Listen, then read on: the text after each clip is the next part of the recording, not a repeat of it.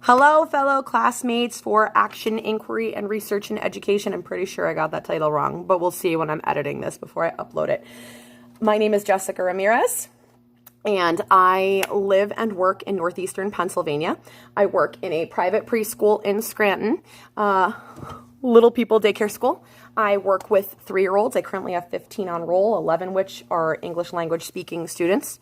I am a single mom to 5 beautiful babies ranging in age from 5 years old to 15, 2 of which have emotional support special needs and attend a special school to help them be as successful as possible under their current circumstances. Okay, so my platform that I really focus heavily on, and I have consistently focused heavily on for about the past year, it's very controversial, but I'm going to be honest. It's white privilege and how that translates to families in my microculture and community, and how I can support children in understanding their value and self-worth in my classroom starting at 3 years old. There's a huge disparity in education and how it's funded, how it's perceived, and how we implement education tactics between primarily Black and brown schools and mostly white schools, and it's something I want to see change, and I feel that effective change can start here with the babies. I want to make sure that all of my families have their culture validated, and being open-minded to their perspectives is key for my role and my pedagogical practices in the classroom. So I picked 2 videos to watch. One I've actually watched many, many times because it's related to things that are close to my heart. And another one, the first time I've seen. The first one that I've seen multiple times is done by Dr. Nadine Burke-Harris, and the title is How Childhood Trauma Affects Health Across a Lifetime. So the biggest takeaways from this is that when doctors are presented with children who are demonstrating ADHD or developmental delays, their response to that is to do a full workup of their history. And as soon as they find out that it could be trauma-induced, they in turn throw it off onto the shoulders of mental health and behavioral health professionals. And that's a systemic issue that needs a multifaceted approach and a collaboration among professionals, including mental health and behavioral professionals, doctors, teachers, community leaders. And it's not approached in that capacity, and it's going to take a long time before we get there. But what it boils down to are some white privilege relations, and I'll get to that in a minute. And another thing is that it affects not just your presentation of behavior, but it affects your physiology, and that's a major concern for me. The way I can explain this is that I have a child in my classroom who does not get along very well with his stepfather, and there's a lot of love there, but there's a lot of headbutting, and he's only 3. He's a very, very bright 3-year-old. And trying to explain to dad that the behaviors he's engaging in at home are developmentally appropriate. Yes, they are frustrating. And no, they're not acceptable. But to be so frustrated and overwhelmed isn't going to help you, and it's not going to help the child. And the message wasn't being received in that capacity. So I presented it to him in an alternative fashion. I explained that when you are being yelled at, your body is releasing a hormone called cortisol. And cortisol is our flight or fight hormone. It initiates the fight or flight response. And when your body, as explained by Dr. Nadine Burke-Harris in the TED Talk, goes into that fight or flight mode, you're not learning anything. Your brain shuts down and is just trying to survive. So when you are yelling at your child for not washing their hands properly, they're not really hearing what you want to say. It's much in the same vein as we always tell our fellow practitioners, tell the child what you want to see, not what you don't want to see. So instead of saying stop running or no running, we say walking feet, or why are you coloring on the walls? That's not okay. We say, oh, we color on paper. Let me show you how. Because we're not trying to have that brain release that cortisol that eliminates that teachable moment. As soon as that cortisol is released, it releases an emotional response that shuts down learning. And your brain is only growing for so long. You are building so many neurons between birth and 3 years old. When you eliminate the opportunity for those to grow by constantly having that brain release cortisol, they're never going to acquire that knowledge. Their brain is never going to function at the capacity that it's meant to. So, how does this relate to white privilege? The research that this was based off of in this TED Talk was done by Kaiser Permanente, which is a huge medical insurance deal nowhere near where I live. I'm sure they have their hands in many pots out here, but it's mostly, I believe, the Midwest and out west by California is my understanding. The biggest takeaway from this is that people will often say, well, it sounds like a them problem. Well, what do you mean by them? Do you mean brown folk? Do you mean poor folk? That's not your neighborhood? Well, not correct, because 70% of participants out of thousands in this study basically came from white, college-educated, middle-class families. 70%. That showed childhood trauma greatly affects just more than the immediate behavior, ADHD, executive functioning, behavior problems in the classroom, checking chairs, what have you. It affects blood pressure, diabetes, asthma, cancer, all across the board. So yes, our immediate concern is how does it affect the classroom? How can we help these children learn better?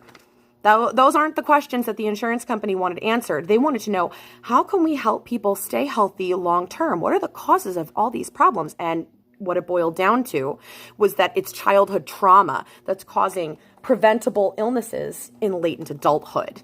And 70% of participants in the study were white. So it was a very big eye-opening issue to me when this video first came out, that people's responses are, it's a them problem. No, it's an us problem. The second video that I watched was done by Candace Sumner, and the title was How America's Public Schools Keep Kids in Poverty.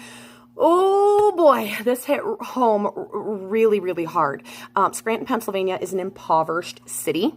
I think 80%, I could be wrong. I don't know the statistics. I will look them up and I will try and link them down below if anyone wants some more access to them. Oh, I will also be posting my introduction stuff below in the drop-down box as well, if I can figure out how to do it. I've really never done a YouTube video before, so we're going to see how that goes. But anyway, our education system was designed by white people for white people. The entire backbone of our country was built off of slavery. And their education systems, their social justice systems, their validation systems in our society and our culture were always an afterthought, and that's a problem for me because my children are mixed. And I see it happening to them between my older two, who are traditional blonde-haired, blue-eyed white children, and my younger three, who are brown-skinned Latino babies. So our funding is super biased even to this day. And for anyone who doesn't know, because I didn't know this up until recently, I mean, I'm sure I knew because I've participated in local elections and everything, but I didn't make the connection. And the meaningful connection is that our funding for public education is based off of property taxes. So yes, Brown versus Board of Education desegregated schools. And it made it clear that you can't separate along color lines, but it never addressed the funding. And the funding comes from property taxes. So white neighborhoods generally, statistically speaking, have more money than brown neighborhoods and colorful neighborhoods and inclusive neighborhoods and melting pot neighborhoods. So that is why our inner city schools continue to fail and why our suburban Caucasian-based schools continue to thrive. I would like to add, if anyone's interested in furthering this discussion and learning more about it, I strongly recommend you follow an Instagram account called Teaching Saves Lives. Her name is Emily. She's out of Illinois in a rural district with primarily white children. And they have a lot more opportunities, even though they're very, very poor. But it's because most of them own their own property, and those property taxes are funneled directly into the school versus inner city. It doesn't work like that. And especially where I'm from, Scranton, there are so many blighted properties. There's not enough money to go around for property taxes. Okay, so effective change starts early. That's what this all boils down to. That's why my soapbox, I find lots of them in my day-to-day, my soapbox is white privilege. And I know that feels like a very broad scope and a very difficult topic to address, especially in a classroom of 3-year-olds. But it's about how we set an example in class. And the first thing that I do is make sure that my children feel validated. Hands down, they need to see representations of them in the books, in the artwork, in the toys that they use. Then through reflective planning practices, I look at what they're interested in.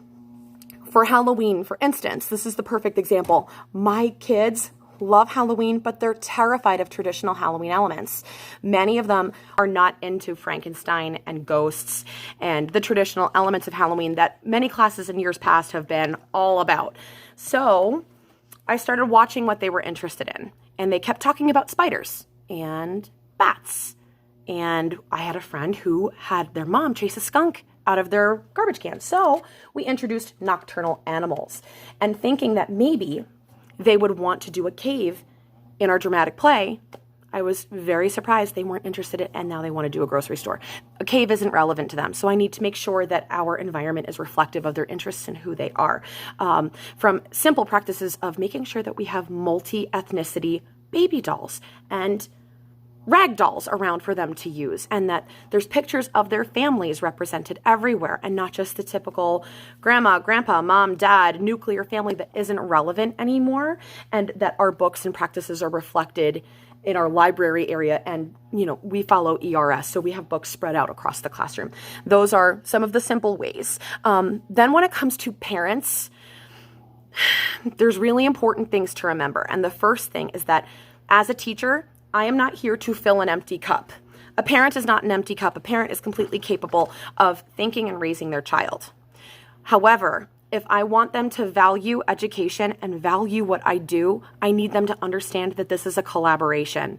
And I need to let them know that I am here to facilitate what you would like to happen. And in many cases, it's how do I support my child? How do I support my child in the education system? This is a private school. They have a lot of flexibility. There's a lot of support, and that's fantastic. But once you get into our public education system, that is not always the case. There is the suspension to prison pipeline that is very, very scary, and a lot of my parents are highly aware. There's also a lot of issues with illegal immigration and how to protect themselves there and advocate for themselves there. So what we work on is personal advocacy, being able to say, this is what I want to happen in an effective and meaningful way. And I do that with modeling as well as one-to-one conferences and parent groups several times throughout the year. How can we address your concerns? Then, prior to kindergarten, we focus heavily on how do we work with our teachers in the elementary schools? And that personal advocacy needs to translate. And we follow through with that as their children go through kindergarten and first grade. I've had kids in middle school with their parents come back to me and ask, all right, we have a problem. How do we address this? Because we feel like we're being discriminated against.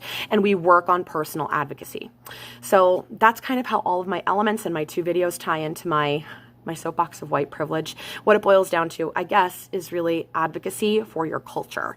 I guess that's a nice way to put a shiny bow on it, which I'm not really about, because uncomfortable conversations are necessary to inspire effective change, and no one ever died from uncomfortable conversations.